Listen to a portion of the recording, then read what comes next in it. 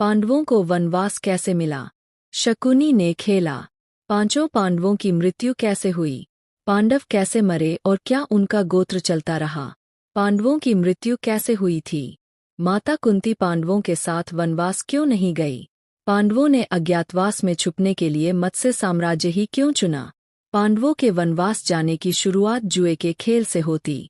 जब दुर्योधन मामा शकुनी के कहने से पांडवों जुए के खेल के लिए चुनौती देता है। चुनौती विदुर जी के हाथों राजा धृतराष्ट्र ने भिजवाई। विदुर जी ये बात भीष्म पितामह को बताई। उन्होंने कहा कि तुम्हें मना कर देना चाहिए था। विदुर जी ने कहा कि मैं महाराज की आज्ञा का उल्लंघन नहीं कर सकता। अंत में विदुर जी इंद्रप्रस्थ पहुँचे। वहां पर विदुर जी का खूब स्वागत हुआ। विदुर ने पांडवों को बताया कि उनका भाई दुर्योधन उनके साथ चौसर जुआ खेलना चाहता है। पांडवों ने इस निमंत्रण को स्वीकार कर लिया। सभी पांडव द्रौपदी के साथ इंद्रप्रस्थ से हस्तिनापुर आए हैं। हस्तिनापुर आने के बाद सभी पांडव और द्रौपदी भीष्म पितामह, गुरु द्रोणाचार्य, राजा धृतराष्ट्र आदि से मिले। अगले दिन सभी दरबार में मिले जहां जुए का खेल खेला जाना था। दुर्योधन ने हठ करी कि मेरी ओर से पासे मामा शकुनी फेंकेंगे। युधिष्ठिर ने ये शर्त मान ली। खेल चालू हुआ। एक एक करके मामा शकुनी ने युधिष्ठिर का सारा धन दौलत, रथ, सैनिक, हाथी घोड़े और यहाँ तक कि पांचों पांडव भी दुर्योधन के अधीन कर दिए। फिर दुर्योधन ने पूछा कि तुम लोगों को हार माननी है या अभी और कुछ भी है दांव पर लगाने के लिए? फिर दुर्योधन बोला कि अभी आपकी पत्नी द्रौपदी को आपने दांव पर नहीं लगाया है। इस पर धर्मराज युधिष्ठिर ने द्रौपदी को भी दांव पर लगा दिया। फिर शकुनी ने अपने छल से बाजी जीत ली। दुर्योधन ने दुःशासन को द्रौपदी को भरी सभा में लाने के लिए कहा और द्रौपदी का वस्त्रहरण करने की आज्ञा दी। दुःशासन ने द्रौपदी जी का वस्त्रहरण करना शुरू कर दिया, जिसमें द्रौपदी की लाज भगवान श्री कृष्ण ने बचाई है। भीम ने प्रतिज्ञा की कि जिस दुष्ट के हाथों ने द्रौपदी के केश खींचे हैं, मैं उसकी छाती का लहू जब तक नहीं पीऊंगा तब तक मुझे शांति नहीं मिलेगी।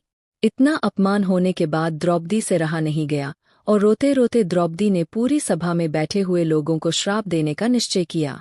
तभी वहां पर गांधारी आ गई। गांधारी ने द्रौपदी को श्राप देने से रोक लिया। धृतराष्ट्र को भी अपने कहे का पछतावा हुआ और उसने द्रौपदी से क्षमा मांगी। धृतराष्ट्र ने द्रौपदी से वर मांगने के लिए कहा।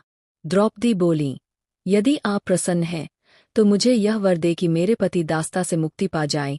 धृतराष्ट्र ने कहा, बेटी, मैं तुम्हें यह वर दे रहा हूँ। पुत्री, तुम कुछ और मांगना चाहो तो वह भी मांग लो। इस पर द्रौपदी ने कहा, आप मेरे सभी पतियों के दिव्य रथ एवं शस्त्रास्त्र लौटा दें। धृतराष्ट्र ने पांडवों के दिव्य रथ तथा अस्त्र शस्त्र लौटा दिए गए। धृतराष्ट्र ने अब खुद ही पांडवों को इंद्रप्रस्थ का राज्य वापस लौटने के निर्णय किया और पांडवों को इंद्रप्रस्थ जाने की आज्ञा दी। दुर्योधन को अब बहुत क्रोध आया। उसका बना बनाया खेल बिगड़ गया। उसने शकुनी और कर्ण से सलाह ली। शकुनी ने उसे सलाह दी कि तुम महाराज धृतराष्ट्र से जाकर कहो, उनके पास दो विकल्प है, या तो कौरव हस्तिनापुर अब पांडवों इंद्रप्रस्थ पर आक्रमण करे या फिर एक बार फिर से द्युत का खेल खेला जाए, जिसमें हारने वाले को 12-12 वर्ष का वनवास व 1-1 वर्ष का अज्ञातवास भुगतना पड़ेगा। दुर्योधन भीष्म के साथ धृतराष्ट्र के पास गए और अपनी इच्छा धृतराष्ट्र के सामने रखी। वहीं पर गांधारी भी थी। भीष्म ने सलाह दी कि पहले विकल्प युद्ध को चुना जाए, क्योंकि क्षत्रिय युद्ध में ही हार जीत स्वीकार करते हैं, द्युत में नहीं। लेकिन धृतराष्ट्र ने एक नहीं सुनी। उसने द्युत को उचित समझा। गांधारी ने दुर्योधन को यहाँ पर तीसरा विकल्प भी पूछा। दुर्योधन ने तीसरे विकल्प के रूप में कहा कि मैं खुद आत्महत्या कर लूं। यह तीसरा विकल्प है। आप इस विकल्प के लिए मुझे आज्ञा नहीं देंगे, इसलिए मैंने आपके सामने ये तीसरा विकल्प नहीं रखा। धृतराष्ट्र ने युधिष्ठिर को बुलाकर फिर से द्युत क्रीड़ा करने को कहा, जिसमें शर्त रखी गई कि हारने वाले को 12 वर्ष का वनवास व 1 वर्ष का अज्ञातवास भुगतना पड़ेगा। यदि अज्ञातवास के समय कहीं भी हारने वाले दिखाई दिए तो फिर से 12 वर्ष का वनवास भुगतना पड़ेगा। युधिष्ठिर ने अपने भाइयों व द्रौपदी सहित फिर से द्युत सभा में प्रवेश किया।